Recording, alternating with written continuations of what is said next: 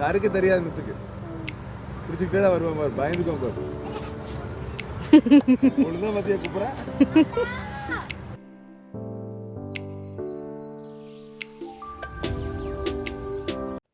வணக்கம், நான் சுரியதங்கராஜ். ரொம்ப சிம்பிளாக யுகியோட பர்த்டே செலிப்ரேஷன் இன்றைக்கி நடந்துச்சுங்க. அதுதான் இன்றைக்கி நம்ம வீடியோவில் நம்ம பார்க்க போகிறோம்.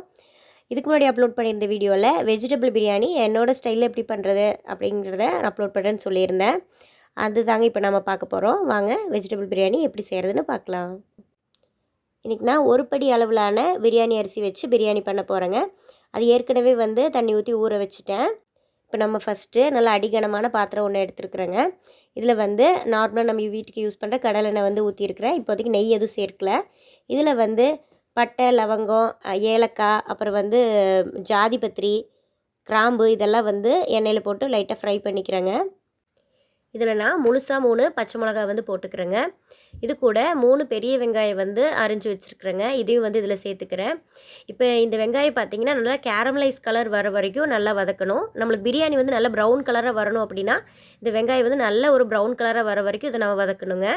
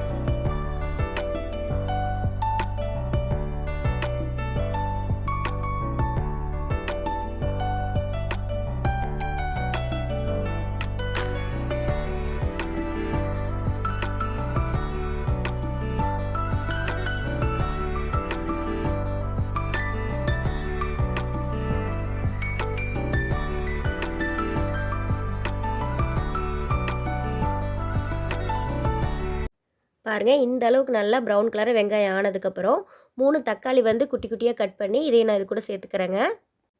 இதையும் சேர்த்துட்டு நல்லா பச்சை வாசனை போகிற வரைக்கும் நல்லா வதக்கிக்கணுங்க. இந்த டைமில் இந்த வெங்காய தக்காளி கலவை மட்டும் கொஞ்சமாக உப்பு சேர்த்துக்கிறேங்க.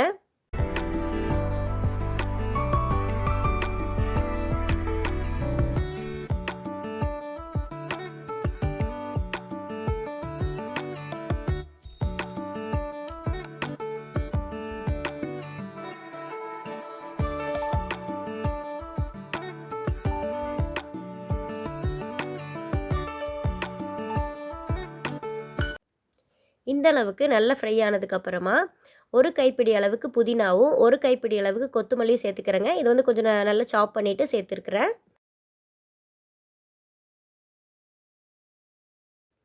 இது ஓரளவுக்கு வதங்கினதுக்கப்புறமா இஞ்சி பூண்டு பேஸ்ட்டு சேர்த்துக்கணுங்க. நான் ஒரு 4 ஸ்பூன் அளவுக்கு இஞ்சி பூண்டு பேஸ்ட் சேர்த்துருக்குறேங்க.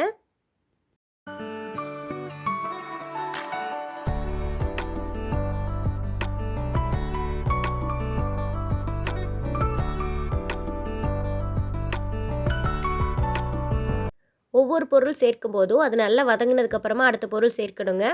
ஒவ்வொரு தடவையும் அது நல்லா எண்ணெய் பிரிஞ்சு பிரிஞ்சு வரணும். அதுக்கப்புறம் தான் நான் அடுத்த பொருளை சேர்க்குறேன்.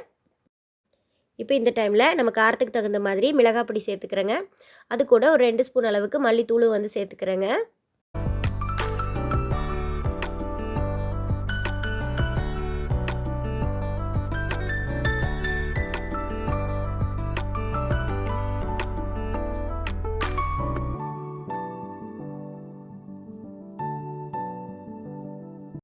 இப்போ இதெல்லாம் ஒன்றா சேர்ந்து நல்லா ஃப்ரை ஆகிருக்குங்க. நல்லா எண்ணெய் பிரிஞ்சு வந்திருக்கும். இந்த டைமில் நம்ம வெட்டி வச்சுருக்கிற காய்கறிகள் எல்லாம் சேர்த்துக்கலாம். நான் கேரட், பீன்ஸு, அப்புறம் பச்சை பட்டாணி சேர்த்துருக்குறேன். இதை சேர்த்துட்டு நல்லா வதக்கிக்கலாங்க. இந்த காய் சேர்த்த உடனேயுமே ஒரு 1½ டம்ளர் அளவுக்கு தயிர் சேர்த்துக்கிறேங்க. இதையும் சேர்த்துட்டு நல்லா பச்சை வாசனை போகிற வரைக்கும் நல்லா வதக்கிக்கிறேங்க. இந்த டைமில் இந்த பிரியாணிக்கு ஒரு பொடி ஒன்று அரைக்கணுங்க. நான் எல்லா பிரியாணிக்கும் இந்த மசாலா அரைச்சி சேர்ப்பேங்க. அது என்னென்னு இப்போ பார்க்கலாம். ஒரு படி அளவுக்கு பிரியாணி செய்ய போகிறோம் அப்படிங்கிறதுனால இந்த அளவுக்கு நான் இந்த பொருளெல்லாம் எடுத்துருக்குறேங்க. இதில் நான் ஏலக்காய், சோம்பு, கசகசா, பட்டை, லவங்கம் இதெல்லாம் கொஞ்சம் கொஞ்சமாக எடுத்துகிட்டு இதை நல்லா பவுட்ரு மாதிரி அரைச்சி இதில் சேர்த்துக்க போகிறேங்க. நம்ம என்ன தான் வந்து எண்ணெயில் வதக்குனாலும் இந்த மாதிரி பொடியை அரைச்சி சேர்க்கும்போது நல்ல ஃப்ளேவர் கிடைக்குங்க, டேஸ்ட்டும் நல்லாயிருக்கும். இதையும் சேர்த்துட்டு நல்லா வதக்கிக்கிறேங்க. இந்த டைம்லேயும் நம்ம கொஞ்சமாக உப்பு சேர்த்துக்கணும்.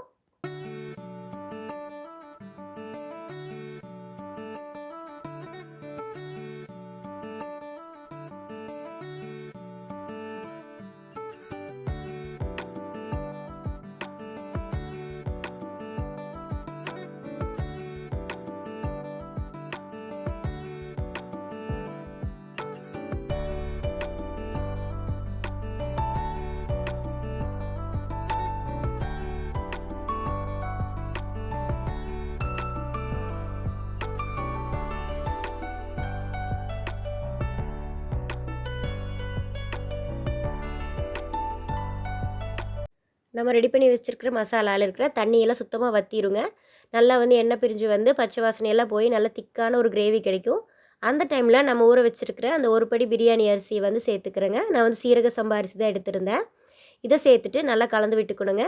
தண்ணி ஊற்றுறதுக்கு முன்னாடியே வந்து நம்ம அரிசி போடுற காரணம் வந்து நம்ம இப்போ ரெடி பண்ணி வச்சுருக்கிற மசாலாவோட ஃப்ளேவர்லாம் வந்து இந்த அரிசிக்குள்ளே நல்லா இறங்கிக்கும். இதை போட்டுட்டு ஒரு 2 நிமிஷத்துக்கு மட்டும் மூடி வச்சு இது நல்லா வந்து உள்ளே அப்சர்வ் ஆகுற வரைக்கும் விடணுங்க.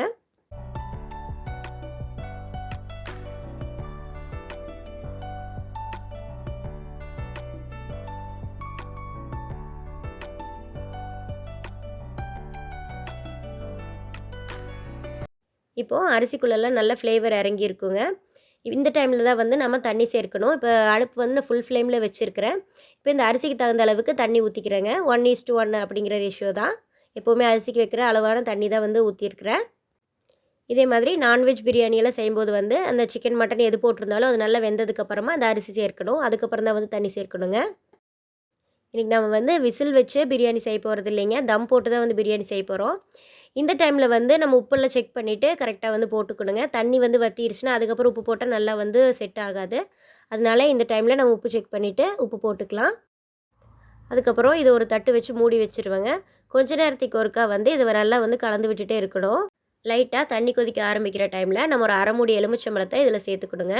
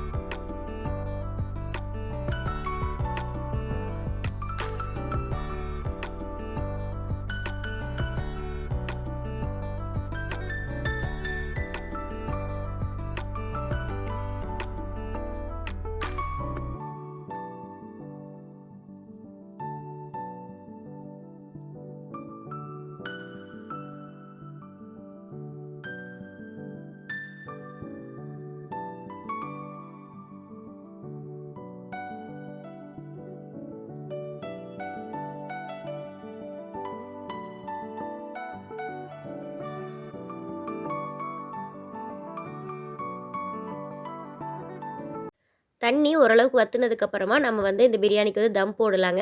தண்ணி இருக்கிற மாதிரி இருக்கக்கூடாது, இல்லாத மாதிரி இருக்கக்கூடாது. அந்த அரிசி மட்டும் தெரியணும், கொஞ்சம் கொல கொலப்பா இருக்கணும். அந்த டைமில் தான் வந்து நம்ம வந்து தம் போடணும். இதுதாங்க அந்த பதம். இந்த டைமில் வந்து நம்ம தம் போடலாம். இதுக்கு நான் என்ன பண்ணுறேன்னா, ஒரு பழைய இரும்பு தோசைக்கல் வந்து எடுத்துருக்கிறேன். இதை நல்லா வந்து ஹை ஃப்ளேமில் வச்சு நல்லா சூடு பண்ணிக்கிறேன். இது மேலே நம்ம ரெடி பண்ணி வச்சுருக்கிற பிரியாணி குக்கரை தூக்கி மேலே வைக்கிறேங்க. இதுக்கு மேலே வாழை இலை இருந்தால் போட்டு மூடிட்டு ஒரு தட்டு வச்சு மூடலாங்க. என்கிட்ட வாழை இலை இல்லை, அதனால் நான் வெறும் தட்டு மட்டும் வச்சு மூடிக்கிறேன். இதுக்கு மேலே நல்ல ஒரு வெயிட்டான பொருளை தூக்கி மேலே வச்சிடணுங்க. ஒரு பாத்திரத்தில் தண்ணி வச்சு மேலே தூக்கி வச்சுருக்கிறேன். இது இப்படியே வந்து 20 நிமிஷத்துக்கு இருக்கணுங்க. இப்போ வந்து அடுப்பு வந்து நம்ம லோ ஃப்ளேமில் வச்சுக்கணும். இப்போ நம்ம பிரியாணி ரெடி ஆகிட்டுருக்கிற இந்த டைமில் நான் வேறு ஐட்டம்லாம் என்னென்ன செஞ்சேன் அப்படிங்கிறத இப்போ பார்த்துடலாங்க. மினி இட்லி பெப்பர் ஃப்ரை பண்ணியிருக்கிறேங்க. இது கூட தேங்காய் சட்னி பண்ணியிருக்கிறேங்க. குழந்தைங்களுக்கு ரொம்ப பிடிக்கும் இது. இப்போ ஒரு 20 நிமிஷம் பக்கம் ஆயிடுச்சுங்க. நம்ம பிரியாணி எப்படி இருக்குது அப்படிங்கிறத பார்த்துடலாம்.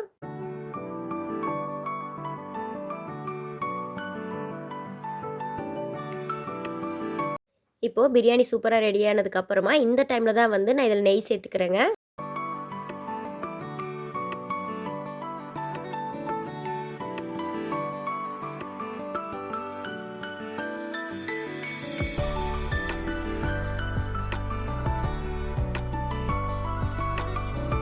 அவ்வளோதாங்க. நம்ம வெஜிடபிள் பிரியாணி ரொம்ப சூப்பராக ரெடி ஆயிடுச்சு. நான் எல்லா பிரியாணியுமே இந்த ப்ரிப்பரேஷன் மெத்தடில் தாங்க பண்ணிகிட்ருக்கிறேன்.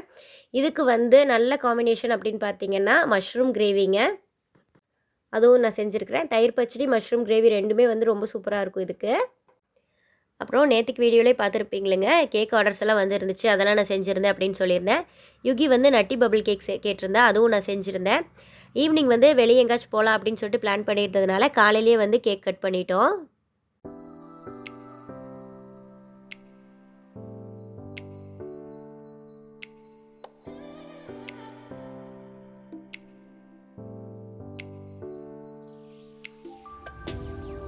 மித்து யுகி ஸ்கூலுக்கு தாட்டி விட்டதுக்கப்புறமா வீட்டுக்குள்ளே வந்து பார்த்தேங்க, நட்டி பபிள் கேக் வந்து என்னை வான்னு கூப்பிட்ற மாதிரி இருந்துச்சு. சரி இன்றைக்கி ஒரு பீஸ் சாப்பிட்றலாம் அப்படின்னு சொல்லிட்டு நான் ஒரு பீஸ் எடுத்து சாப்பிட்டேங்க.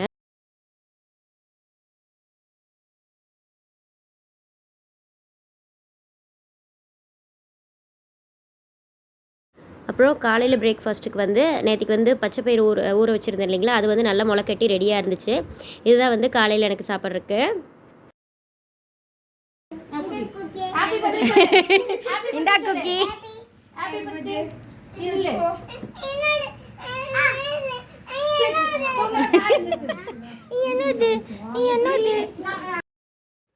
அப்புறம் வந்து ஈவினிங் வந்து யுகி ஸ்கூல்லேருந்து வந்துட்டா. அப்புறம் நம்ம கூட இருக்கிறவங்க எல்லாருமே அவளுக்கு வந்து கிஃப்ட் கொடுத்தாங்க.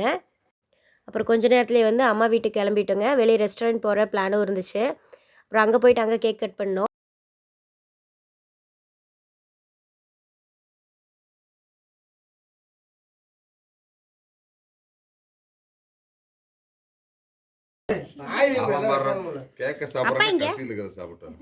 அப்பா இங்க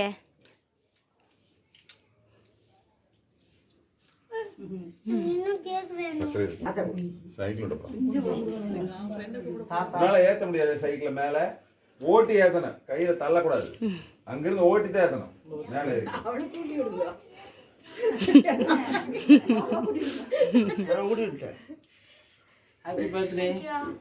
நீ கொடு.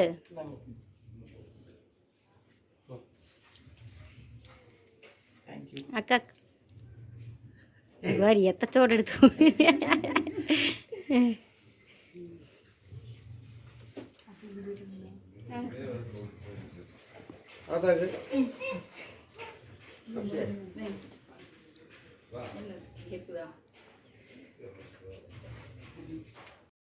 அப்புறம் அம்மா வீட்டில் கேக் கட் பண்ணி முடிச்சதுக்கப்புறமா யுகி ரொம்ப நாளாக சைக்கிள் வேணும் அப்படின்னு கேட்டுருந்தாளுங்க.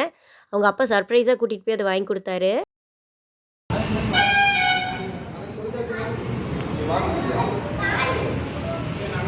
நீ நல்ல பையன் மித்து, உனக்கு கொஞ்சம் கூட பொறாமையே இல்லை மித்து அக்கா மேலே.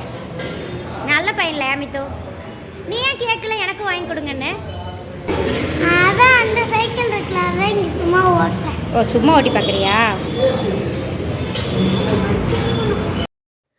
மித்துக்குட்டி அவங்க அக்காவுக்கு சைக்கிள் வாங்கினதுனால எங்கே எனக்கும் வேணும் அப்படின்னு சொல்லிட்டு அகலை பண்ணுவானோ அப்படின்னு நினச்சேங்க. ஆனால் வந்து அம்மா வீட்டில் வந்து யுகியோட பழைய சைக்கிள் ஒன்று இருந்துச்சு, எனக்கு அதுவே போதும் அப்படின்ட்டான்.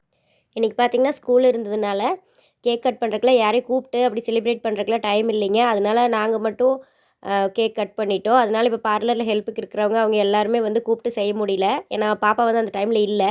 ஈவினிங் வந்தோடனே வந்து வெளியே கூட்டிகிட்டு போயிட்டோம். அதனால நம்ம பார்லரில் இருக்கிற ஹெல்ப்புக்கு இருக்கிறவங்க அவங்களே வந்து ஒரு கேக் பண்ணிவிட்டு அதை யுகி பேரை சொல்லி கட் பண்ணி அதை வந்து ஒரு வீடியோ எடுத்து அனுப்பிச்சிருந்தாங்க. Happy birthday to you Yuki. இந்த பிடிச்சிக்கோ, லேயர் போட்டுருக்கேன் கரெக்டாக பிடிச்சிக்கோ.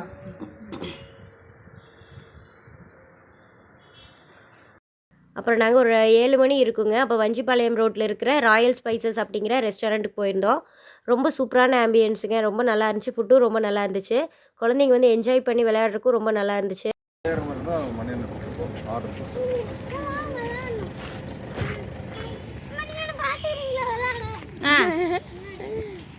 ஏன் உன்னை ஒருத்தர் பார்த்துக்கோணுமா, நீயே விளையாட மாட்டியா?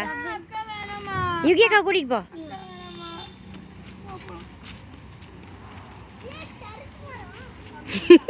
ஏய் கா உளுந்துராதரா குரங்குட்டி.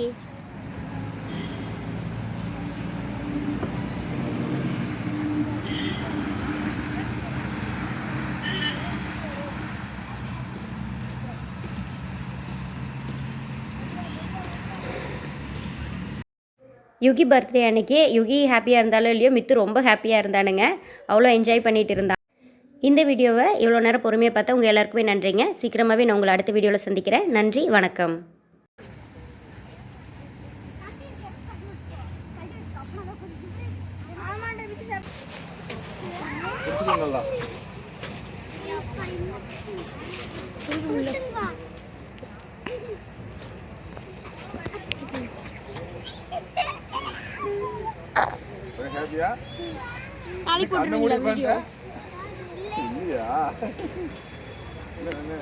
நட்சத்திரம் தெரியுதா? சைடில் பிடிக்கணும். அக்கா இருக்கல்ல, அக்கா பிடிக்காம உட்காந்துருக்கா. ஒழுகு போற மாதிரி கூப்பிடுறோம். பிடிச்சி போடுற யுகி சாப்பிட்டதெல்லாம் வெளியே வந்துரு யுகி.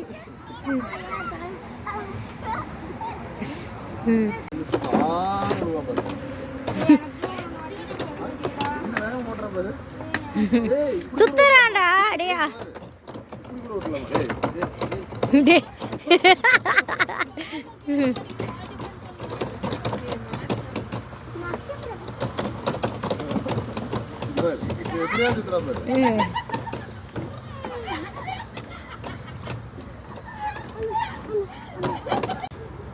யாருக்கு தெரியாது முத்துக்கு பிடிச்சிக்கிட்டே தான் வருவான் பாரு. பயந்துக்கோங்க பாரு. ஒழுங்கா மத்திய கூப்பிட்றேன்.